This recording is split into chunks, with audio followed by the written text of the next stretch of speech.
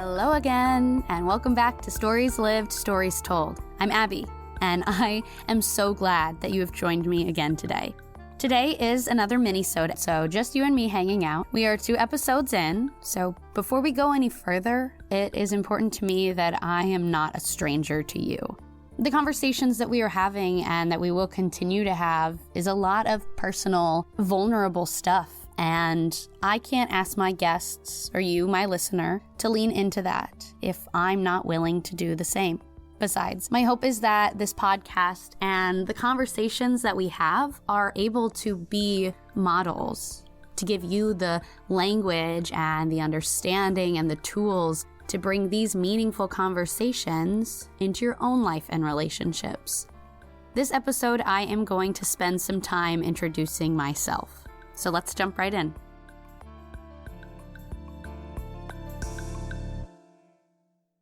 You already know my name is Abbie, and my pronouns are she, her. And I want to start by sharing my connection to this theory. Right now, at the time that I am recording this in March 2022, I am a senior at Ball State University studying interpersonal communication. I first learned about CMM in my communication theory class in the spring of 2020. I guess I have always loved stories, but I don't think I would have said it like that until I learned about this theory. And I definitely didn't understand the complexities of storytelling and all the factors that can influence it. I think I connected with this theory so much because I like the idea that I could actually create the social world I want, that I have any amount of influence, or that my actions and words could actually mean something. Growing up, my dad would always say, make it a great day instead of have a great day. So I think I really internalized that mindset, that instead of going through my day just hoping something good would happen to me, that I could actually give myself more power over the outcome of my day and make a good day for myself. And to me, that is an empowering mindset. Now, it does also mean that resting does not come naturally to me, so that is something I try to be aware of too, especially because as a student, there is a lot of emphasis on productivity and filling your schedule and achieving. Speaking of achieving, I think the first place that I found myself really engaging with storytelling was on my high school speech team. For those of you who don't know, a lot of high schools have competitive speech teams where we perform 10-minute speeches that are either interpretive pieces like plays or short stories, or we give public address speeches that are informative or persuasive. I joined the speech team my sophomore year of high school after I did not make the cut for the musical, which was devastating to my 15-year-old self, but was actually the best thing to happen to me because I wouldn't have found speech without it. And that was kind of a big deal at the time because I never felt like I had a thing in middle school or early high school. I wasn't athletic. I didn't play any sports. I wasn't really in other clubs. The only community I had were people in show choir, which is a whole other thing that I know is big in Indiana, but not everywhere else. Basically, we learn a 15-minute set where we sing and dance and compete against other schools. And I loved that. But all my friends who were in show choir also did the musicals. So that is where I went too. And I love musicals, but I was more of a chorus person than a lead actress person. So it didn't really feel like it was mine. Like it was where I belonged. But then, like I said, I auditioned, but didn't make the musical my sophomore year. And then I joined speech shortly after that. And looking back, I really couldn't tell you what possessed me to join the speech team. I hadn't really done a lot of public speaking before that. And for speech, we would get up at like 5 a.m. on a Saturday and put on a suit and then go compete all day against other high school students. It sounds wild, and there's no logical reason for me, a high schooler, to elect to spend my Saturdays that way, but I did. And I loved it. And I got to tell stories and watch other people perform stories that made me feel things. I laughed, I cried, I learned new ideas. It was really incredible for me. And I can honestly and wholeheartedly say that I wouldn't be who I am without speech. After high school, I joined the speech team at Ball State, and now it's my last year. And I've been doing competitive speech for 7 years of the 22 years that I've been alive. It's so strange to think about, but it has been such an important part of my life. I mean, I owe all my confidence to speech, and it's what grew my love of words and communication. When I would write speeches, it was so fun for me. I absolutely loved trying to find just the right words to say exactly what I meant.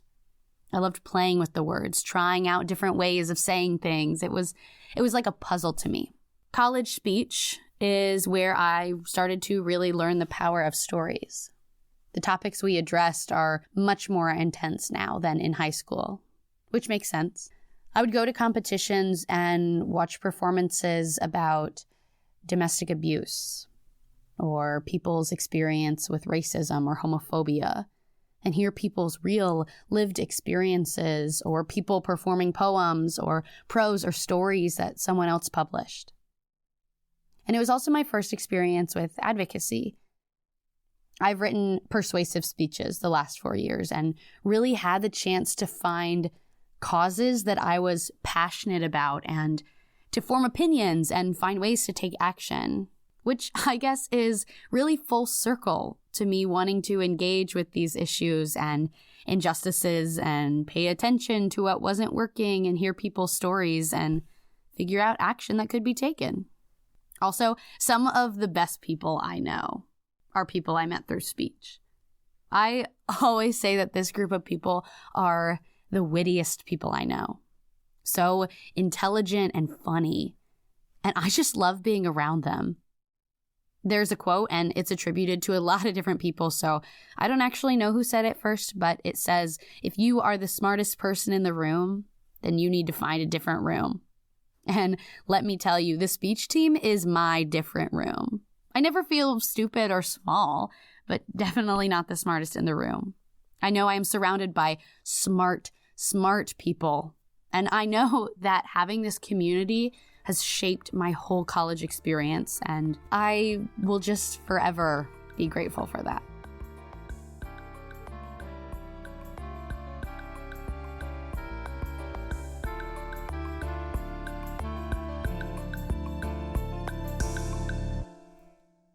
So I know I said that I was going to tell you my story and all I have talked about is speech, but that really is a huge part of my story at this point in my life. But there really is more to me than speech, I promise. I want to tell you about some of the things that I think. Now, I know it's really cheesy, but I am a sucker for a good quote, which makes sense, right? Because I love finding the words to express something that I didn't have words to express before. And when someone else can express something that I relate to, something you read or hear and you just know in your body that it's true. To me, it's like a sigh of relief, but also energizing and exciting when I see a quote and it's just like, yes, that. Because then you have language that you can adopt and use to express yourself now. One of my favorites is a Lao Tzu quote that says, at the center of your being, you have the answer. You know who you are. You know what you want. The idea behind this quote is so important to me because really only recently in my life have I felt like I've started making decisions based on my own wants and personal boundaries instead of what I think other people want. For most of my life, I have been a textbook people pleaser.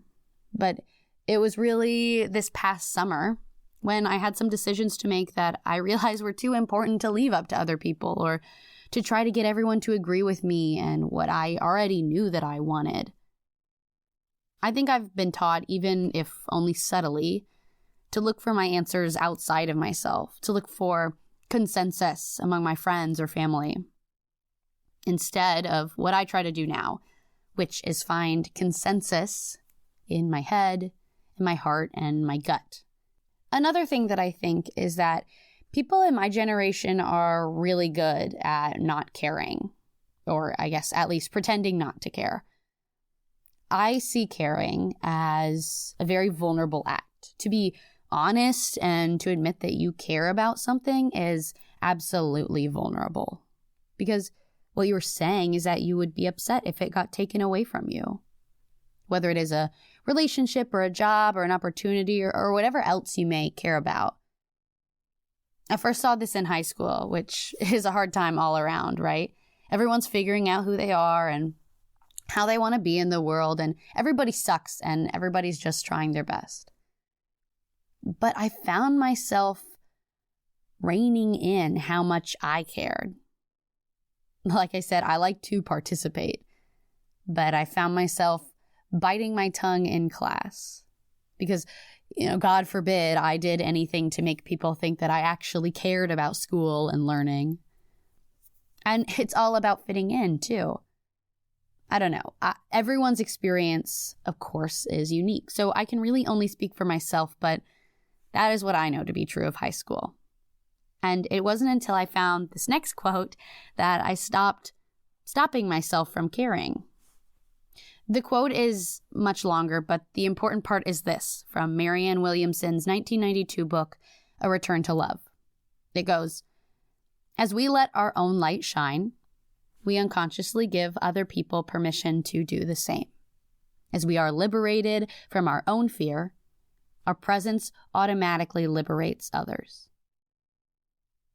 I just think that is so beautiful. And in my mind, you can insert the word care in this, and it stays the same. If we honestly and openly care, then we unconsciously give other people permission to do the same. As we are liberated from our own fear of caring too much, our ability to care automatically liberates others.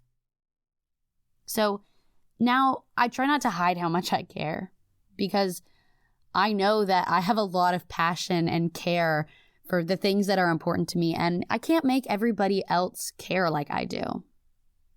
And I recognize it would be a waste of my time and energy to try to convince people of things, but I know what I can do is go about my business and care and care and care and let that be enough. And even if people don't care about the same things that I do, maybe it will give them the courage to show care for something else. So this is my honest moment right here. I really care about this podcast. I care about the people I want to have conversations with. I care about creating something meaningful. I care about empowering people in communication. I care about doing this well. And that's really scary because the perfectionist in me says, don't do it at all if you can't do it perfectly. But the creative voice inside me is working on letting that go and lean into being vulnerable by putting this out into the world and into your hands and trusting you to let it be what you need it to be. Robbie said that about his work too in the last episode, that he spent so much time editing out the best parts of his writing, but has now come to a place where he can write what is true to him and then release it, and it's okay if not everybody resonates with it. It meant something to him, and that's what matters. He can only hope that his caring and vulnerability in sharing can encourage someone else to be brave enough to do the same. And this means something to me. And that is enough.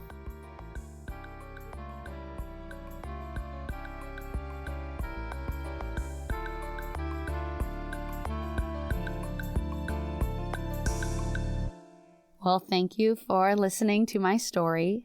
Like we noted in our conversation with Robbie, this is not the whole story. In fact, there are some parts of the story that we haven't even processed yet, and so much more of the story still left to happen. Too much to talk about in just 15 minutes. So I won't try to pretend that this is the whole story, but it's a start. And that is where we are right now, working to bring care and intention and story to our relationships. And if it's not something that you feel like you already do, it can be really challenging, right? We are creatures of habit. So we get stuck in our ways and forget that our lives and our relationships could look any different than they do. But they can. Thank you for letting me share my story. And I have a little challenge for you if you're up to it. I want you to tell your story. Or at least one of your many, many stories. Pay attention to how it feels. And maybe you even want to ask someone you know to share a story of theirs with you too.